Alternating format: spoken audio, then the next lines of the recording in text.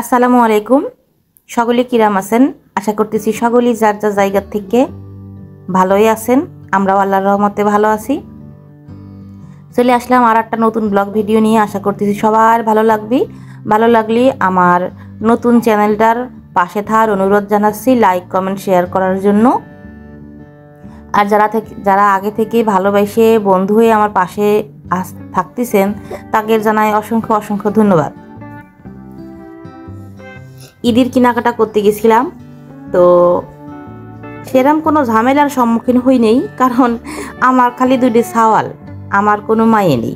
আর সাওয়ালের বাপ সেটাও পুরুষ মানুষ, কোনো অসুবিধা হয়নি। তাকে যা কিনে দেওয়া যায় তারা তাই পছন্দ করে। কিন্তু ভাই রে ভাই, ফেসবুকে যেসব দেখতেছি, ইউটিউবে যেসব দেখতেছি, এসব দেখে তো মাথায় একদম ভেবাচাকা হয়ে যাচ্ছে। এক একখান জামা কাপড়ের দাম বলে লাখ লাখ টাকা, হাজার হাজার টাকা। ওরে সর্বনাশ! কি এক পাকিস্তানি ড্রেস আইলো, পাকিস্তানি গিয়ে 1971 সালে বিদায় করা হইল, কিন্তু পাকিস্তানি ড্রেস দিয়ে এখন আমার মনে হচ্ছে সেই পাকিস্তানিরা প্রতিশোধ নিচ্ছে। ঘরে ঘরে আমাদের আগুন ধরায় দিচ্ছে। এটা কি আমাদের বাংলাদেশের মানুষ বুঝতেছে না? কেউ বোঝে না। সকলেই এইসব নিয়ে মারামারি কারাকারি। কি অবস্থা না অবস্থা, কি দাম! আলো এইসব না পড়লে কি হয়েছে রে? একদিনের জন্যই তো এত হাজার হাজার টাকা দিয়ে কিনি, তোরা পইরে ফেলাই থিয়ে দিবেন। এইসব জামা কাপড় কি সবসময় পরা যায়? এই গরমের মধ্যে তোরা আর কদিন পরে পরিমাণে সুতি জামা কাপড়, এইটা পরলেই আরাম লাগে। তা না করে এই সব পরার জন্যই তোরা বাপের সাথে, কেউ স্বামীর সাথে, কেউ বয়ফ্রেন্ডের সাথে ঝগড়া বিবাদ অশান্তি গলায় ধরে নিয়া। আসলে কি কব, আমাকে সমাজটা পইছে যাওয়ার মতন অবস্থা। একজনে যা করে আর একজন তাই দেহে লাফায়, কি একটা অবস্থা! সব ফেসবুকে ছবি দিয়া জ্বালায় মরে যায় এইসব জামা কাপড় পরে, বুঝছেন? আগেও ছিল, আগে যখন এত ফেসবুক কম ছিল, আমরা যখন ছোট বা কিশোরী, তখন ফেসবুক ছোটবেলায় তো ছিলই না। আর যখন একটু বড় হয়েছি তখন একটু কম ছিল।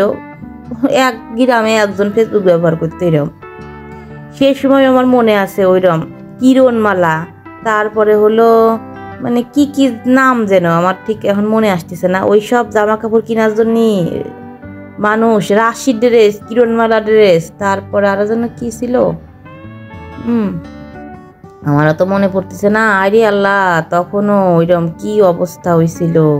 মানুষ এ মরিয়ে যায়, ও চলে যায়, এ ঘর সংসার করবে না, ও করবে না, আমার এই জামা কাপড় না দিলে মরিয়ে যাব, বাপ কিনে না দিলে বাপের সাথে ঝগড়া।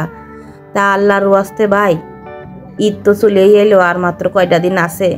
কেউ এইসব কাজকর্ম করেন না। ঈদ মানে খুশি, ঈদ মানে আনন্দের দিন, তাই না?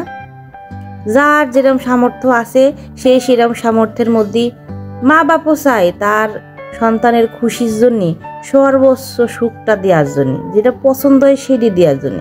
কিন্তু মা বাপের গলায় ছুরি ধরে আপনারা এরম কাজ করেন না, বুঝছেন? এরম কাজ করেন না। মা বাপও কষ্ট পায়, ও টাকা ইনকাম করতে মেলা কষ্ট, জানটা বেরোই যায় টাকা ইনকাম করতে গেলে। আর সেই টাহারে এইরম করে অপচয় করেন না। আপনারা যারা বোঝেন, যারা ছোট, সকলের উদ্দেশ্যেই করছি। ঈদ মানে খুশি, ঈদ মানে আনন্দ। এরমই রাখেন, এদেরই চাপাচাপির মধ্যে আনেন না, তাহলে সকলের জন্যই কষ্ট হবে।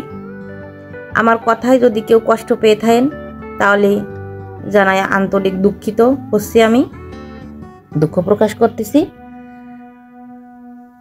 আমার যেহেতু মায়ের নাই, দুইটা সাওয়াল, এই জন্য আমি আর এইসব ঝামেলার সম্মুখীন হইনি। আমার বাজেটের মধ্যেই আমি আমার সাওয়াল পাল কেটে সব কিছু কিনে দিতে পারিছি।